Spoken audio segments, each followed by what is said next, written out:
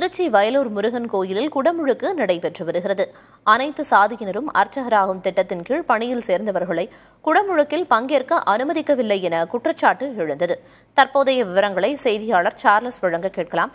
Charles, அங்க குடமுழுக்கு நடைபெற்று வருது. ஏற்கனவே கொண்டு வந்த அந்த திட்டத்தின் கீழே அனைத்து சாதியினரும் அர்ச்சகமாகும் திட்டத்தின் கீழே கொண்டு வந்தாங்க. இப்ப எல்லாருமே இந்த குடமுழுக்குல பங்கேற்கலையா? என்ன குற்றச்சாட்டை முன் வச்சிருக்காங்க? விவரம்.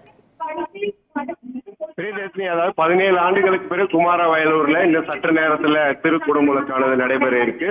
அனைத்து சாதியினரும் அர்ச்சகர் ஆகலாம் என்று ஏற்கனவே தமிழ்நாடு அரசு அறிவித்தது. தமிழ்நாடு அரசின் கீழ் அறநிலைத்துறையில கீழ் உள்ள கோயில் தான் இந்த முருகன், அதாவது வயலூர் முருகன் கோயில். இந்த கோயில இந்த கும்பாபிஷேகம் நடைபெறுவதற்காக, அதாவது ஏற்கனவே 2 பேர் இந்த அனைத்து சாதியினரும் அர்ச்சகராகலாம் என்பது பிரபு மற்றும் ஜெயபாலன் இவர்கள் இருவரும் நியமிக்கப்பட்டிருந்தார்கள். அவர்களை உள்ளே ஏற்கனவே விட அனுமதிக்கவில்லை. மூலஸ்தானத்திலும் உள்ளே அனுமதிக்க மாட்டோம் என்று ஏற்கனவே அர்ச்சகர் கோயில் உள்ளவர்கள் குறிப்பிட்டிருந்தாங்க. நேற்று அவர்கள் தங்களையும் இந்த திருக்குடமுழுக்கில் பங்கேற்க வைக்க வேண்டும், யாகசாலைகள் உள்ளிட்ட பகுதிகளில் தங்களுடைய இந்த அர்ச்சனைகளை மற்ற அனைத்தையும் நாங்கள் மந்திரங்களை ஓதுவதற்கான பணியில ஈடுபட எங்களை அனுமதிக்க வேண்டும் என்று கேட்டுக்கொண்டார்கள். அவர்கள் திடீரென போராட்டத்திலும் ஈடுபட்டாங்க. ஆனால் அதையும் தாண்டி அவர்கள் உள்ளே அனுமதிக்கப்படவில்லை. அர்ச்சகர்கள் அனைவரும் இவர்களை உள்ளே அனுமதித்தால் நாங்கள் இந்த திருக்குடமுழுக்கில் பங்கேற்க மாட்டோம், நாங்கள் எந்த பணியிலும் ஈடுபட மாட்டோம் என்று தெரிவித்திருந்தார்கள். அது மட்டுமல்லாமல் வட்டாட்சியர் உள்ளிட்டவர்கள் தொடர்ந்து பேசி இதனை சுமூக நிலைக்கு கொண்டு வந்தாங்க. இதுவரை அந்த இருவரும், அதாவது பிரபு ஜெயபாலன் இருவரும் உள்ளே திருக்குடமுழுக்கில் அவர்கள் பங்கேற்க வைக்கவில்லை. உள்ளே இந்து சமய அறநிலையத்துறை அதிகாரிகள் யாகசாலைக்கு அருகே நின்று அவர்களை வைத்து புகைப்படங்களை எடுத்தும் அவர்கள் உள்ளே இருப்பது போல் அவர்களை உள்ளே அனுமதித்து அதன் பிறகு வேறு எந்த செயல்களையும் அவர்கள் ஈடுபட வைக்கவில்லை. 17 ஆண்டுகளுக்கு பிறகு நடைபெறும் இந்த கும்பாபிஷேகம் கிட்டத்தட்ட ஒரு 30 கோடி ரூபாய் செலவில் ராஜகோபுரம் உள்ளிட்ட அனைத்து கோபுரங்களும் திருப்பணிகள் முடிக்கப்பட்டு திருக்குடமுழுக்கானது இன்னும் சில மணி துளிகள்ல நடைபெற இருக்கு.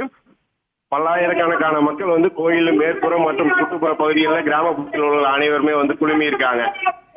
ஏற்கனவே அறநிலையத்துறை அமைச்சர் சேகர் பாபு அவர்கள் இந்த இருவரையும் கோயிலுக்குள்ளே அழைத்து அந்த அனைத்து சாதியினரும் அர்ச்சகராகலாம் என்று அவர்களை உள்ளே அனைத்து அர்ச்சனையும் செய்வதற்கு அழைத்து வந்த பொழுது மிகப்பெரிய அளவில் எதிர்ப்பு என்பது அர்ச்சகர்களால் வைக்கப்பட்டது.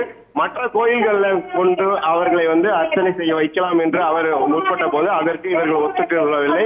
இந்த கோயிலில் தான் எங்களுக்கு நியமனம் கொடுக்கப்பட்டுள்ளது என்று தெரிவித்தாங்க. இது தொடர்பாக இரு தரப்பினரும் ஏற்கனவே நீதிமன்றத்தில் வழக்கு தொடர்ந்திருக்காங்க. இந்த வழக்கு நிலுவையில் இருக்கு. இந்த நிலையில இவர்கள் இன்று திருக்குடமுழுக்கில் இருவரையும் உள்ளே இந்த அனைத்து பணிகளும், முக்கியமாக இந்த திருக்குடமுழுக்கு நடைபெறும் பகுதிகள், கோபுரம் உள்ளிட்ட பகுதியில் அனுமதிக்கவில்லை என்பதுதான் தற்போதைய தகவல்.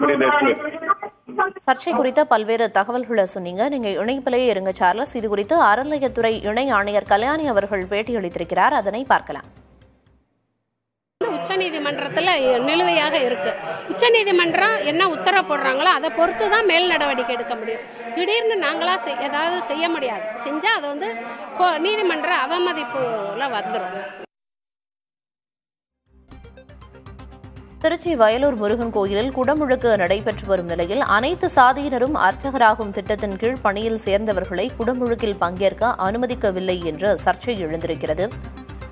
இந்த திட்டத்தின் கீழ் நியமனம் செய்யப்பட்ட இருவரை அனுமதிக்கப்படவில்லை என்ற சர்ச்சை எழுந்திருக்கிறது. அர்ச்சகர்கள் பிரபு மற்றும் ஜெயபாலனை குடமுழுக்கில் பங்கேற்க அனுமதிக்காததால் சர்ச்சை எழுந்துள்ளது.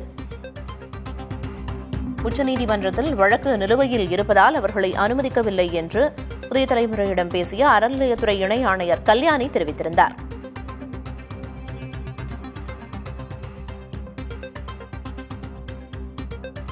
அனைத்து சாதியினரும் அர்ச்சகராகும் திட்டத்தின் கீழ் அர்ச்சகர்கள் இருவரை அனுமதிக்காததால் சர்ச்சை எழுந்துள்ளது.